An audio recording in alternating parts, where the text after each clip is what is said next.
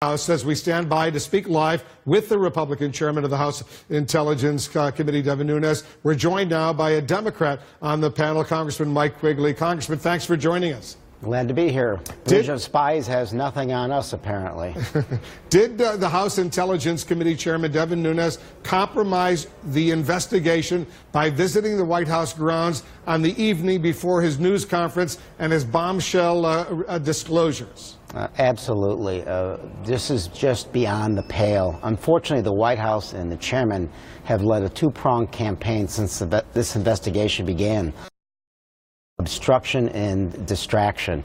It makes it very difficult to go forward, but we will go forward. Do you believe that someone in the White House, someone on the White House staff, actually gave him the information, which the next day he then discussed publicly and actually went to see the president and reported that information to the president?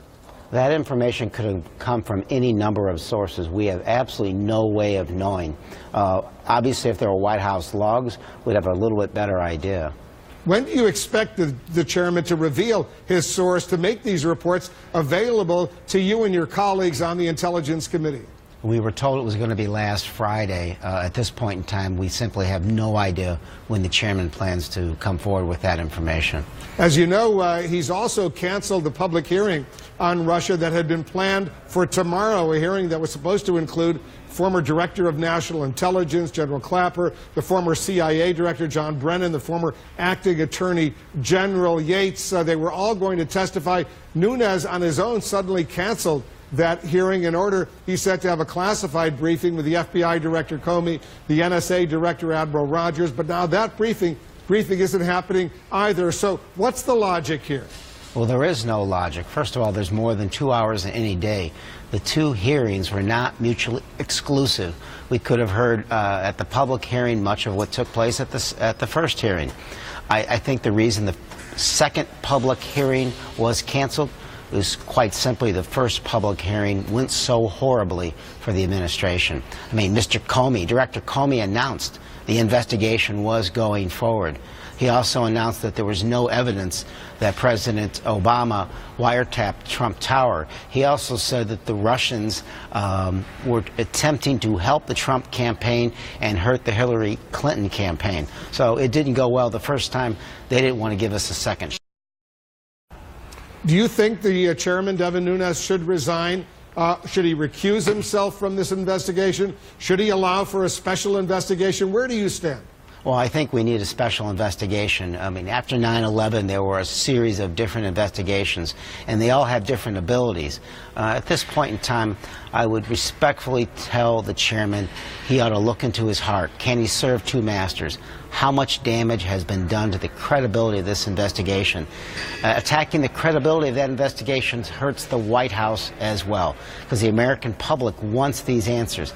I think he has to ask himself that, and he has to ask himself, at the very least, if he should recuse himself. Well, what do you think he should do? At this point, I'm going to give him a day or two to think about it, and we'll talk soon.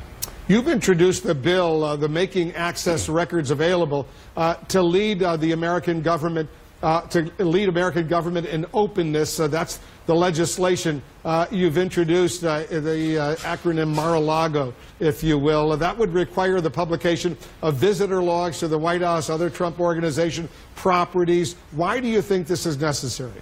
Listen, if someone has the president's ear, whether it's at the White House, in South Florida, or in Trump Tower, the American public has a right to know who's attempting to influence the democratic process. You know, I introduced this 3 straight Congresses. It didn't get much attention before, probably because President Obama voluntarily released that information, as one of your reporters just discussed. Who came up with the acronym? I guess I've learned here in 8 years that you have to think of something clever. You have to have a clever acronym. I'm not sure who came up with this one, but it certainly hits the spot. Yeah, the acronym, once again, Mar-A-Lago, Making Access Records Available to Lead American Government Openness. Should your committee subpoena the White House logs to find out who Chairman Nunes met with last Tuesday night? Look, we're still working on the strategy here. We're still working on who we should be inviting. You know, what's our witness list? And then with that is going to come a tremendous amount of subpoenas involving getting documents and so forth to us. You have to prepare for this testimony, these witnesses to be there. It's within the realm of possibility now that these revelations have come out. We know that the FBI and the FBI director told your committee last Monday, a week ago, that there is an investigation underway, a criminal investigation, counter-espionage, counterintelligence investigation. I think those are the words he used. Have you seen any hard evidence, Congressman, that there was collusion between Trump associates during the campaign and the Russian government? The way I look at it, the best way to describe it as an old criminal defense attorney is to use an analogy. There's probable cause to believe that there was cooperation. It's a loose analogy, but remember, we're at the very initial stages of this investigation.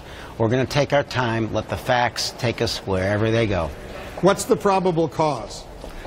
Probable cause is probable cause is an old legal term. I know what it is. I know what it is legally. But where does it come from? No. I know where it comes from. I want to know what evidence you have that leads you to believe there was what you call probable cause to go forward. Yeah, it's the assembly of all of it taken into consideration. It's the best way to describe it without going into the detail that would be revealing information. So is it just circumstantial evidence, or is there hard, specific evidence? Yeah, I guess I'm going to stick with my phrase to stay neutral and unbiased at the information we have. I think it speaks for itself. There is clearly a tremendous amount of evidence to go forward in this investigation. So where do you think it will go, at least in the next weeks? I'm hoping that they reschedule the public hearing and that they do, in the same time, have a confidential hearing in which Mr. Comey can brief the committee in the details that he talked about. But from what I hear you saying, Congressman, is for all practical purposes, you've lost confidence in the chairman, that he no longer can really do a fair job. I think at this point in time, the problem is, if this investigation is tainted, those that don't want the investigation will have succeeded, and we can't let that happen. And your conclusion, based on everything you've seen, and I know you're privy to sensitive classified information there as a member of the House Intelligence Committee, do you think Russian meddling in the election actually had an impact on the outcome? Boy, it's impossible to say. The totality of circumstances say they certainly tried and that they had cooperation. I suppose we'll never know exactly how much it influenced the American public. So bottom line is you want this to go forward, this investigation. Congressman, I'm going to let you go back.